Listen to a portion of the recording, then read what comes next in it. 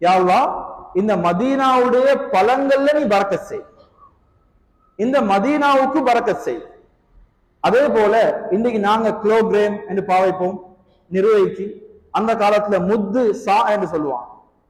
அந்த மதீனாவுடைய முத்திலையும் மதீனாவுடைய சாலையும் நீ பரக்கத் செய்வாயாக என்று அல்லாஹுடைய நபி ஸல்லல்லாஹு அலைஹி வஸல்லம் அந்த மதீனாவுக்காக துஆ செஞ்சாங்க.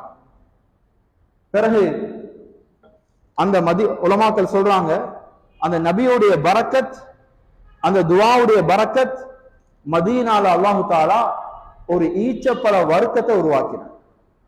அதுதான் இன்னைக்கு ஹஜ்ஜிக்கு போற எல்லாரும் எடுத்துக்கொண்டும் வருவாங்க, போன ஆட்கள் அதை கேட்டும் சாப்பிடுவாங்க. அதுதான் அஜ்வா என்று ஈச்சப்பழம்.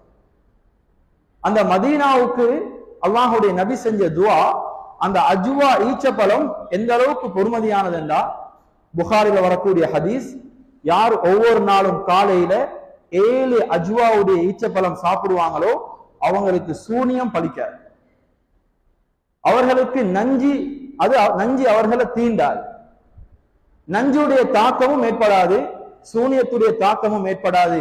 அந்த பழம் அந்த அஜ்வாவுடைய ஈச்சப்பழம். அது மதீனால தவிர உலகத்துல வேற எங்கேயுமே கிடைக்காது.